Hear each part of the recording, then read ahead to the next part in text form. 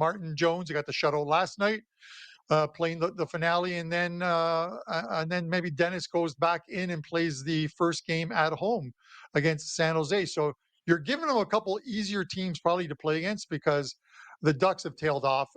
They didn't look good at all in that 7-2 loss to the Oilers, but they haven't looked good at all for the past month or so. This Decade. team and the Leafs did exactly what I thought the Leafs would do last night, which is why on the show I gave you guys the free play on the Leafs, which was my client play, but I said I like the under in the game. I thought the Leafs road trip would help a team like Toronto that needed to string some wins together. They win in LA, and that was a good effort. 60 minutes throughout, the Leafs played extremely well. They kept the shots down for LA, and Martin Jones comes home to where he started his NHL career and gets to shutout. The Leafs is the play here tonight. You got to decide how you want to play it. You can take them in regulation, or you can take the puck line. I don't care that they're on the second of a back-to-back. LA to Anaheim is what, an hour, hour and a half flight, if anything. I'm not worried about the second of a back-to-back.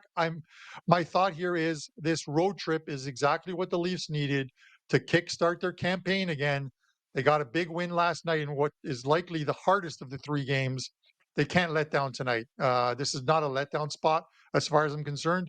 It's the Leafs by a margin tonight. Prez? Yeah, so let's talk about the goalie first. I think I think he starts on the road.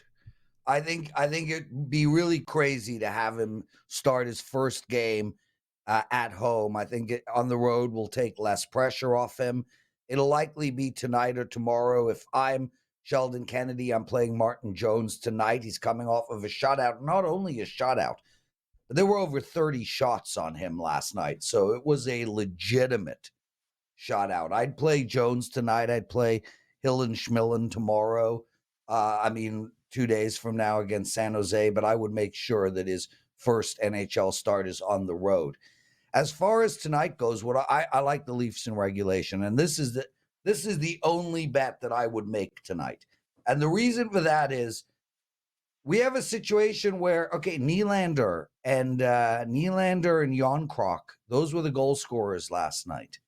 The Leafs didn't play that great offensively last night. I actually watched a bunch of the game, and man, it was whistle after whistle. It was slow, shitty hockey until the last 6-7 minutes of the game.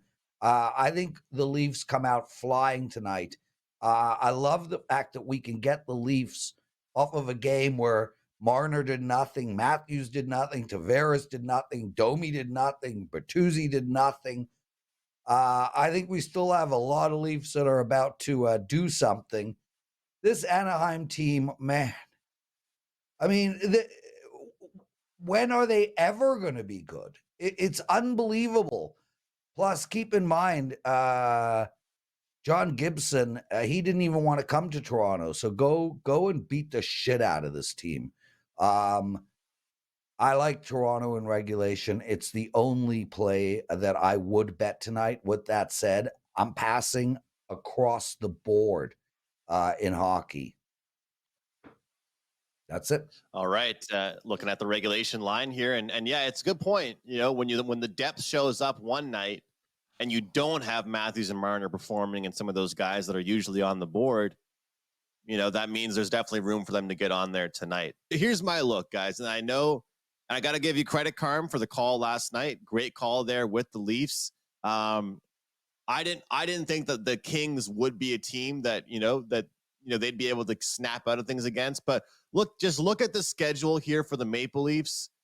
Look at whenever they get a big win, and then the next game, what happens?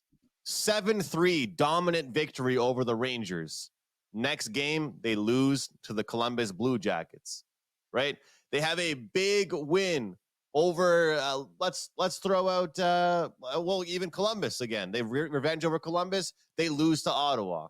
Then they lose to Columbus. Oh, here comes a good team. You play the good team again. Is it like, if you were someone that doesn't even follow hockey very much, like, for example, if Teddy was making a follow-up question to somebody about this game, I think he would look at this and say, this team beats good teams and loses to bad teams. Why should that be any different tonight?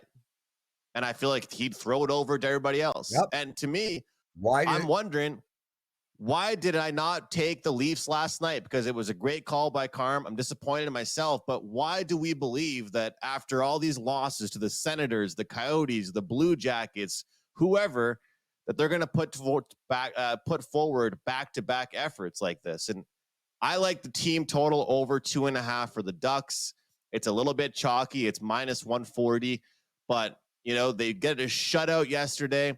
It's not really me as much fading a rookie goaltender if it is him in net. It's more so challenging the Leafs to have back-to-back rock-solid defensive efforts. We've seen this so many times, and Prez, you've mentioned it on your presidential address. I'm mad at myself for not making enough money betting on or against this Leafs team when they're playing bad teams. Imagine the money line prices so far this season against the Chicago Blackhawks twice, the Coyotes, the Blue Jackets twice, the Senators twice. I mean, they've lost. This is why the Leafs don't jump ahead as ahead of the Bruins and the Lightning over the past few years, because these are the games that they drop.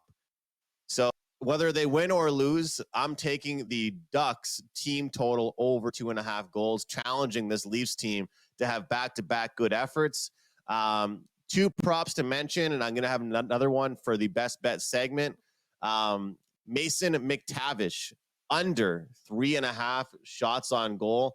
2.5. He's gone under that in 8 of his last 10 games.